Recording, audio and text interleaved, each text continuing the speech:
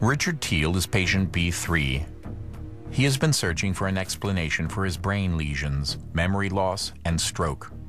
Again, we find his chromosomes are severely damaged. In this image, these dark black dots are the centromeres of the chromosomes.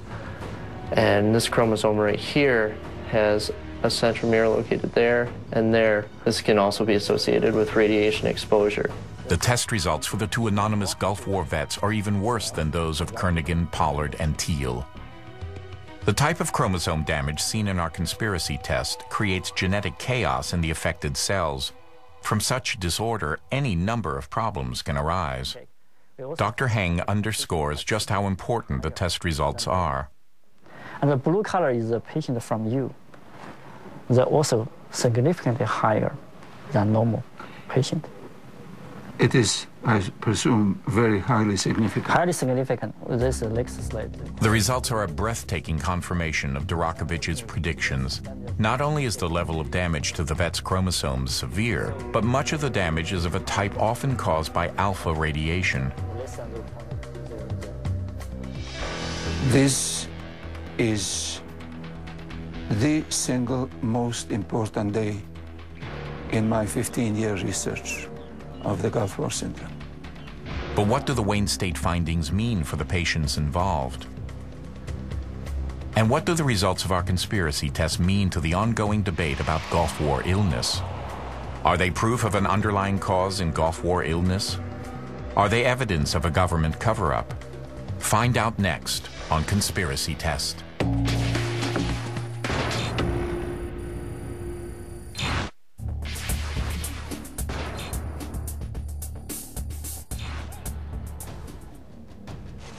In the ongoing debate to determine whether Gulf War illness exists or not, our conspiracy test delivered stunning results.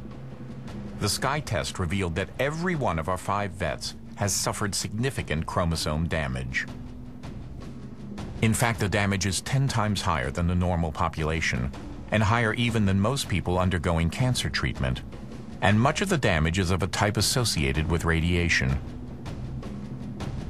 Since these vets claimed to be healthy before the 1991 Gulf War and have been debilitated ever since, the results certainly bolster the argument for the existence of some kind of Gulf War illness. And the fact that our vets were not in areas exposed to sarin nerve gas indicates that exposure, important as it might have been in some cases, does not totally answer the Gulf War illness question. The headline for today is a gigantic step towards resolving some of the mysteries of the Gulf War syndrome. But like any pioneering scientific test, the results raise as many questions as they answer. What do the findings mean for the patients involved? The 5 Gulf War veterans whose blood we tested all have significant health problems, and unfortunately, that is unlikely to change.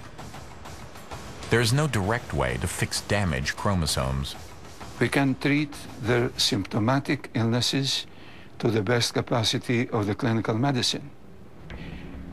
We can also reassure them that the doses they are carrying in their bodies are not going to kill them, but to completely eliminate it from the body, it is impossible. Damaged chromosomes are an indicator of an unstable system. Dr. Heng's research shows that people with cancer can improve their health if care is taken to build up the immune system. What do the results of our conspiracy test mean to the ongoing debate about Gulf War illness? There wasn't anything uniquely specific about the cluster or groups of symptoms that the Gulf War veterans had compared to those who didn't deploy. So we couldn't distinguish them based on symptoms. It's just they were almost twice as likely to have symptoms as those who did not deploy. The wide variety of symptoms has baffled researchers and fueled skepticism. It certainly didn't fit the definition of a disease or syndrome. Medically, a syndrome is a set of symptoms that are the same in all the people. It progresses over time the same, and it has the same result. But we weren't seeing that in our Gulf War veterans. What we did see in the sky test findings was a pattern of significant systemic damage. Pieces of 14 have translocated to 7 and 12, as well as leaving just a little fragment of chromosome 14 behind. People with such damage do fall prey to a wide variety of illnesses, so the large number of symptoms from people who claim to have Gulf War illness makes perfect sense based on the sky test results. But does our conspiracy test prove that Gulf War illness exists and that radiation damage from atoms of depleted uranium is the underlying cause? The results are intriguing and might be an important start. But not even Dr. Durakovic is ready to say that the issue is settled. Vindicated is a very pleasing word, but scientifically, one cannot be vindicated before peer-reviewed publications that can be attacked and defended at the level of the experts. Hopefully, the Wayne State sky tests will lead to chromosome testing on a large sample of Gulf War veterans. Only such large-scale testing could truly answer the questions of whether Gulf War illness exists, and if so, what lies at its source.